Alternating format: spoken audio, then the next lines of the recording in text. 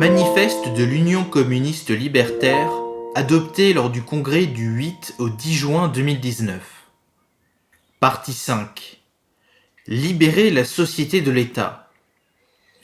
Nous refusons le mythe de l'État républicain, neutre, démocratique, surplombant des intérêts particuliers. L'État, c'est au contraire l'organisation de la violence politique des classes dirigeantes qui s'impose à la base de la société. L'État moderne est une institution récente, concentrant entre ses mains la force militaire, policière, judiciaire et les ressources fiscales. Reposant sur le mythe de l'unité nationale par-delà les classes sociales, l'État constitue un outil fondamental de contrôle des populations et d'uniformisation culturelle. Il est l'arme principale dont disposent les classes dominantes pour asseoir leur pouvoir, aussi bien par la force que par l'idéologie. Il constitue l'instrument essentiel du colonialisme et de l'impérialisme moderne. Mutation de l'État moderne. Sous le mode de production capitaliste, le gouvernement est largement l'instrument des intérêts du capital. Il participe à la constitution et à la défense des grands monopoles privés et publics. La vague néolibérale de privatisation et d'ouverture à la concurrence perpétue l'hybridation croissante du haut fonctionnariat et de la classe capitaliste dont les représentants circulent, au fil de leur carrière, entre la finance, l'industrie et l'administration, tissant des liens de plus en plus étroits entre sphère étatique et sphère marchande. Si l'État néolibéral prétend moins intervenir directement dans l'économie, il continue de subventionner le secteur privé, notamment les secteurs stratégiques, armement, énergie, transport, etc.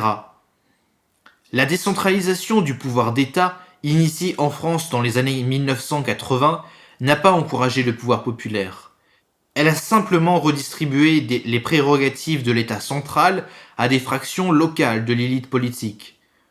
La mondialisation néolibérale n'a pas non plus remis en cause le principe étatique. Elle n'a fait que transformer ses méthodes d'action. La construction de l'Union européenne a accompagné une évolution des attributions de l'État, en accentuant la dépossession démocratique et en accélérant la destruction des services publics.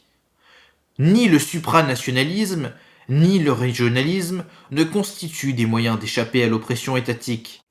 À l'heure où le capitalisme néolibéral connaît des crises successives depuis les années 1980, l'État apparaît encore davantage comme le dernier rempart au service de la bourgeoisie pour imposer ses réformes, réprimer la contestation sociale et défendre l'ordre social inégalitaire. Une frange de plus en plus importante de la bourgeoisie appelle de ses vœux le renforcement autoritaire, raciste et sexiste de l'État. En témoigne la montée des forces politiques conservatrices et d'extrême droite qui trouvent toujours plus d'audience dans les classes dominantes. Notre génération bascule dans une nouvelle époque marquée à droite.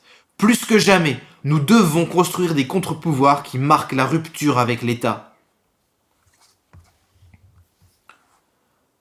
Le sens de notre anti-étatisme. L'anti-étatisme libertaire se distingue radicalement de l'anti-étatisme libéral. Le premier veut émanciper la société de l'État et du capitalisme. Il défend la gestion collective des biens et des services publics.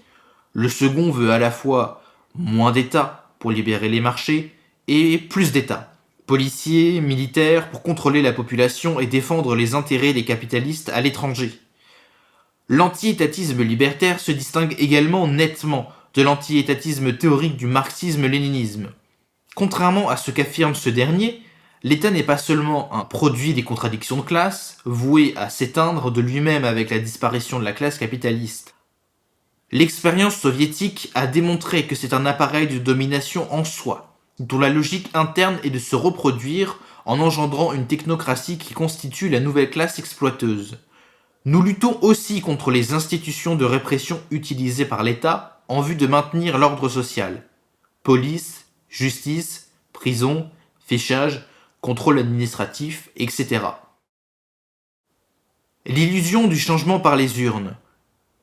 Il ne peut y avoir de réelle démocratie dans le cadre du capitalisme. C'est pourquoi, sans faire de l'abstentionnisme un dogme intangible, nous boycottons les institutions de l'État et des élections représentatives. La participation aux élections représentatives constitue pour le mouvement social et révolutionnaire une impasse, qui ne peut engendrer que division, compromission, renoncement, institutionnalisation et instrumentalisation, éloignant les exploités de l'action directe. Or, les conquêtes sociales n'ont pas été obtenues grâce aux urnes, aux alliances ou aux allégeances électorales, mais par les luttes collectives. Loin de correspondre à du mépris pour les personnes qui votent, l'anti-électoralisme que nous professons est politique, et non circonscrit aux échéances électorales. Il renoue avec l'esprit de la Première Internationale, qui affirmait que l'émancipation des travailleurs doit être l'œuvre des travailleurs eux-mêmes. Nous œuvrons à préserver l'unité du mouvement social face aux divisions qui peuvent apparaître lors des échéances électorales.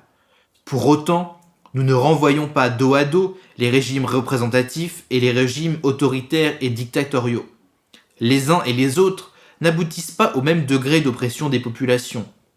Les libertés publiques, d'expression, de presse, d'association, de manifestation, ainsi que les services publics sont des conquêtes du mouvement ouvrier que l'État n'a concédé que pour préserver l'ordre social. Face à l'offensive sécuritaire visant à accentuer le contrôle social de la population, il faut défendre pied à pied et étendre chaque conquête obtenue par la lutte. Quel que soit le régime politique, notre objectif reste le même. L'émancipation de tous et toutes et la justice sociale. Une alternative fédéraliste. Notre projet politique se propose de substituer le fédéralisme autogestionnaire à l'organisation étatique et capitaliste. Dans une telle société, la population fixera elle-même les grandes orientations économiques et politiques. La révolution, telle que nous la concevons, devra remplacer la démocratie indirecte par une démocratie directe. Une large décentralisation fédérative devra éviter la dépossession du pouvoir populaire au profit d'un nouveau pouvoir d'État centralisé et coupé de la société. Une démocratie authentique et véritablement émancipatrice ne pourra se réaliser qu'en dehors du carcan capitaliste et étatique au sein d'une société sans classe.